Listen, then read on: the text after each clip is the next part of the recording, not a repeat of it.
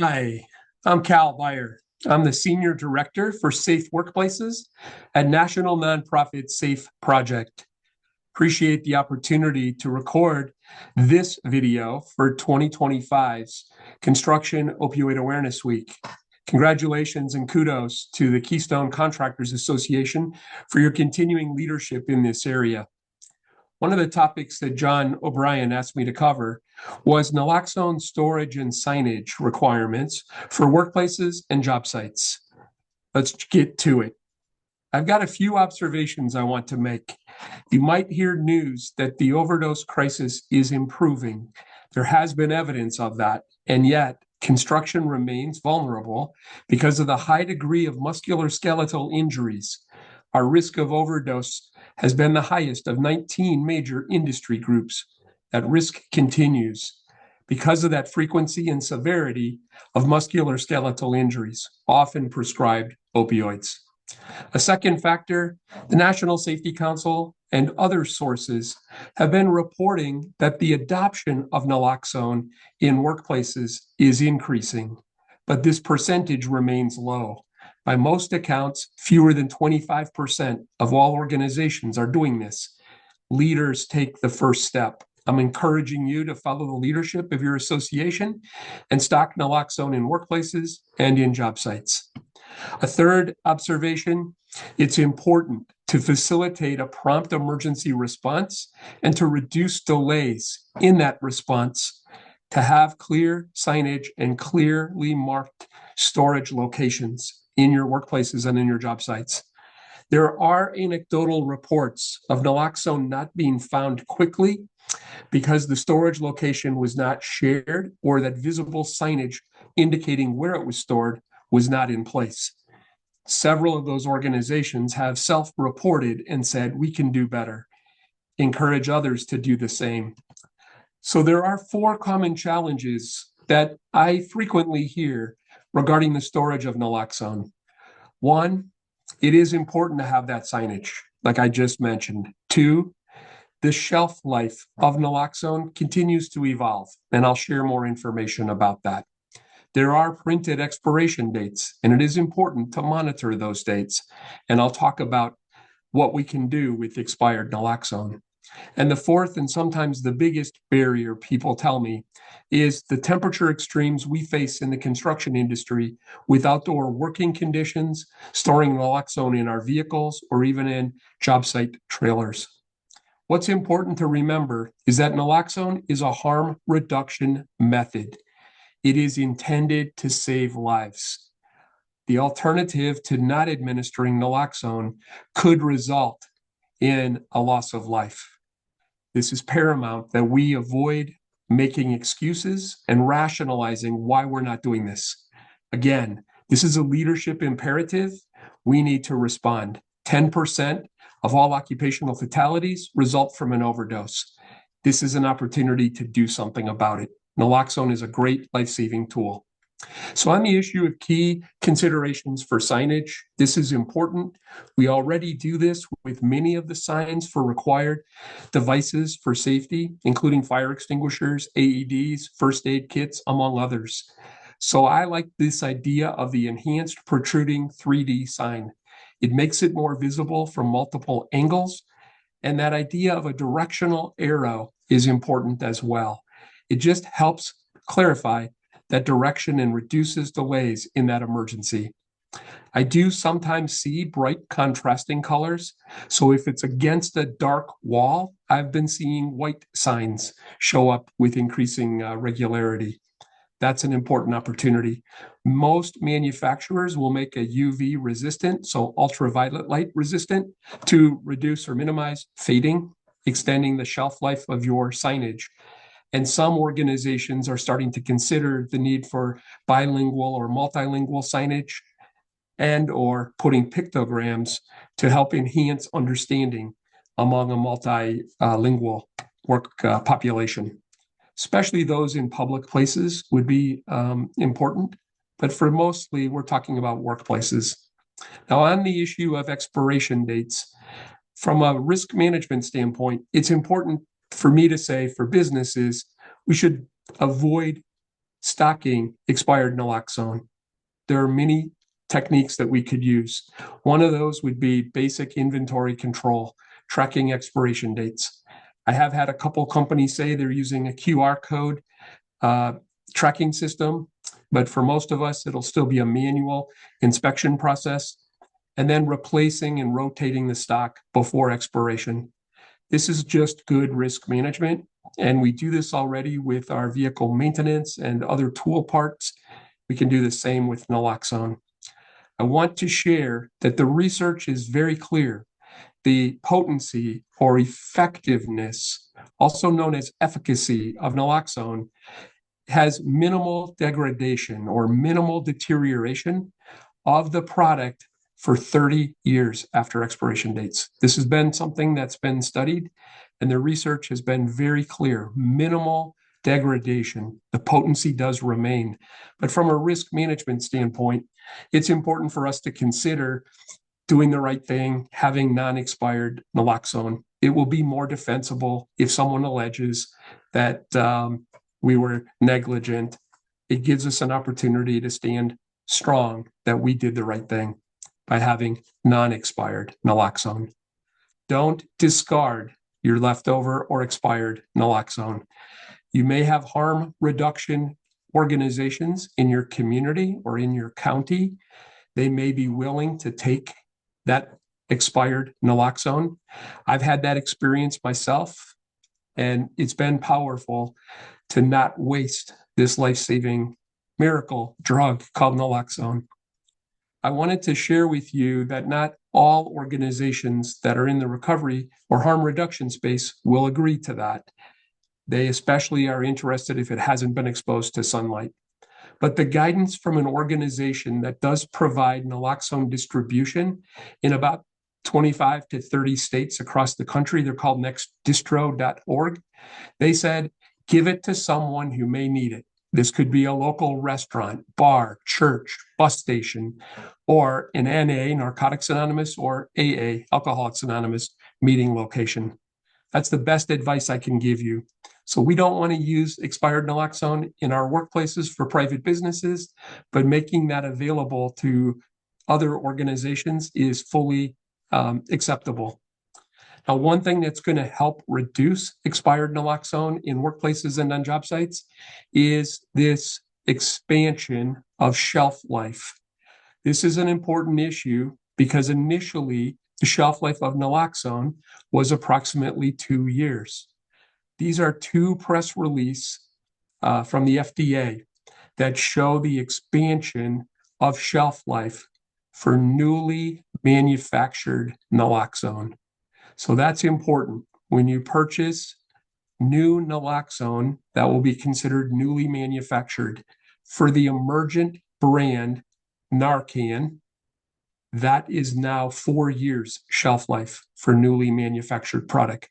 For Patagus, a leading generic version of naloxone, their shelf life has been expanded to 36 months.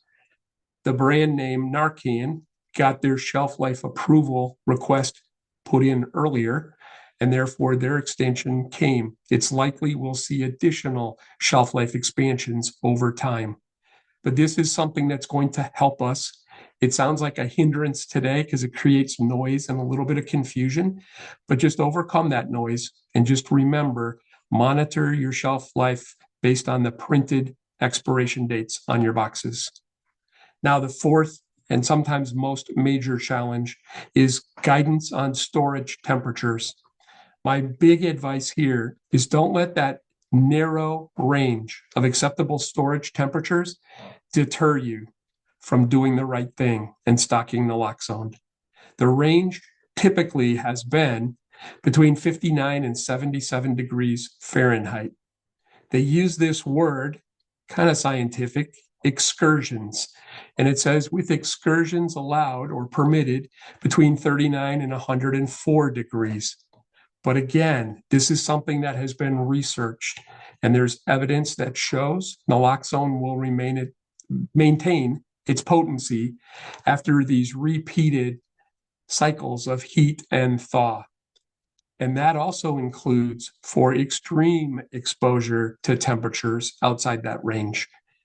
Naloxone is very durable. It's a rugged medication, and that's really in our favor. So the science supports that the performance of naloxone dispensing devices, the plunger device, that continued to operate at high temperature with no decrease in the volume that was dispensed. So there was some discussion if that was going to happen at higher temperatures. So what my advice has been, maintain a reasonable effort to keep naloxone at the coolest possible temperature, but to have confidence that naloxone should continue to be potent and effective, even if you do exceed that. So we're going to make a reasonable, prudent risk management approach and recognize that it will be hard to maintain, quote, a perfect climate controlled environment. But some of the things that we can do will be avoiding storing naloxone in direct sunlight. The ultraviolet light does have a degrading effect on the potency, so we want to do what we can do to keep it properly contained. Secondly, one thing that the research shows is storing this in vehicle trunks and glove boxes does potentially expose this to temperatures between 130 and 140 degrees on those hot summer days. You could crack the windows in vehicles. That's frequently done. That can help. You could put these in insulated bags that are non-heat absorbing colors, something like reflective. That would be lightweight, allow it to breathe inside, and then not absorb any new heat. A couple of things that I know other organizations are doing, they were concerned about this, so they explored insulin coolers, something that you could also use already for EpiPens if someone is allergic on a crew. Whether to insects, bees, or food, some organizations have done insulin type coolers that will allow that naloxone to stay at that more tempered level.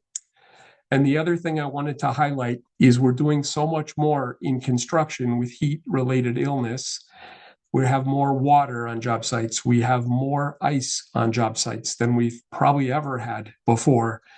So some organizations are asking, is it okay to put these in coolers? And I think what's important here, using insulated waterproof bags would be a way to protect the product and not have it be stored directly on the ice. So there are probably just some simple steps that could be taken. And then also not only the extreme heat, but extreme cool. We want to avoid freezing because when naloxone is frozen, it will not spray. And research points to about 15 minutes to thaw naloxone that has been frozen. So clearly this points to the need for prompt emergency medical service response by 911. If you're planning to administer naloxone, if you suspect an overdose, make that call to get the backup rolling to be there to provide you with support. So those are some of those main guidance options. The last part of this toolbox talk on storage and signage is to show you some sample product options. This is not an endorsement, but it just lets you know that this is a new category of product we're seeing in the safety realm. And I'm going to showcase 5 main products because they each have a different style. Every company will need to determine what best meets your needs. This product is from the Drug Intervention Institute, DII. It's called the One Box. And you'll see they have 3 different products here available. But one of the hallmarks of this product is it has a recording that will be a reminder or a refresher on the administration of naloxone. So that's one product. The second is called Naloxbox. They were one of the first to get out of the gate. And you'll see this has a clear case. It's a naloxone rescue kit. You see the Emergent brand Narcan in that kit. And then you'll see instructions for how to properly use this product. It opens easily. Typically, this has been an unlocked version.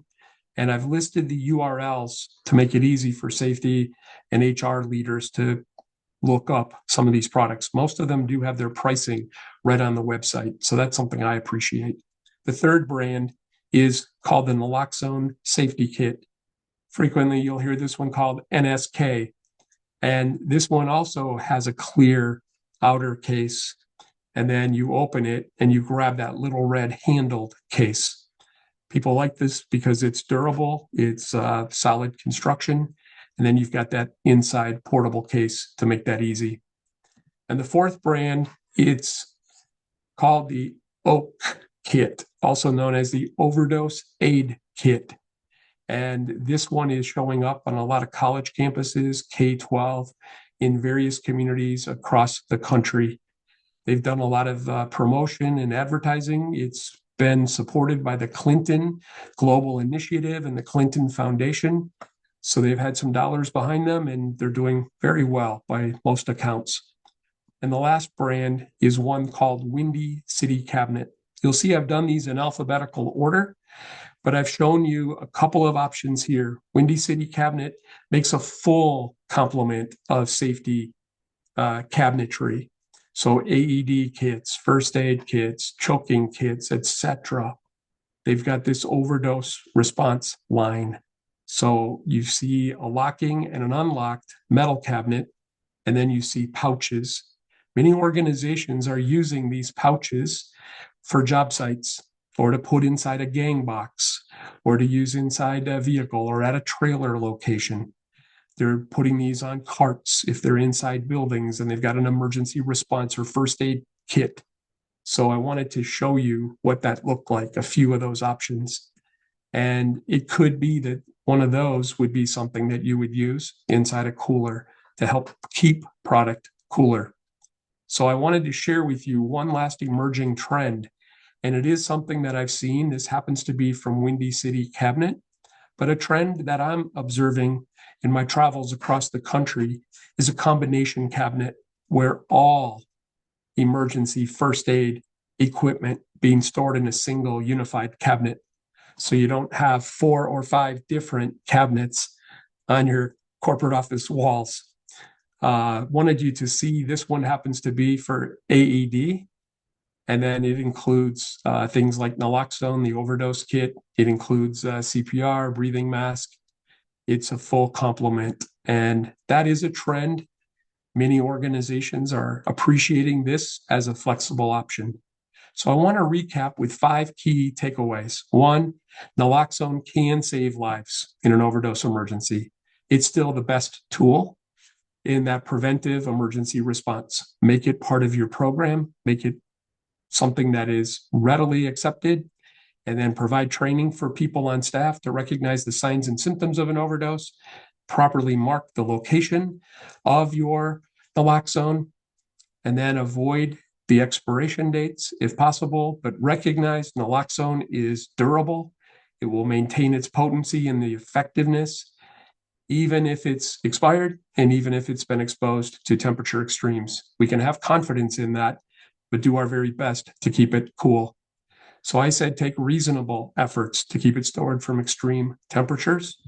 There's going to be no perfect solution, so we do the best we can do. And then the third major issue is to provide clarity and reduce delays in an emergency response.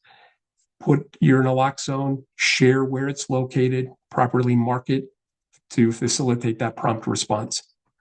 And then I wanted to just acknowledge, yes, naloxone will be easier to find a storage solution in our inside work environments where it is more temperature and climate controlled. And I also want to acknowledge it will be more challenging in those outdoor job sites, including vehicles and job site trailers. But one thing I love about construction, we're problem solvers, and we can overcome this. So do not be deterred. Providing naloxone is important. Remember, 10% of all occupational fatalities nationwide are the result of an overdose. And naloxone is our best friend in helping overcome an overdose in an emergency situation. I'm going to end with my contact information. Again, I'm Cal Beyer. I'm with Safe Project. Been a longtime partner, friend, and ally to John O'Brien and the Keystone Contractors Association. And I want to thank you for everything you're doing with Construction Opioid Awareness Week. Good luck to everyone. Call me if you need help. Look forward to seeing you. Take care.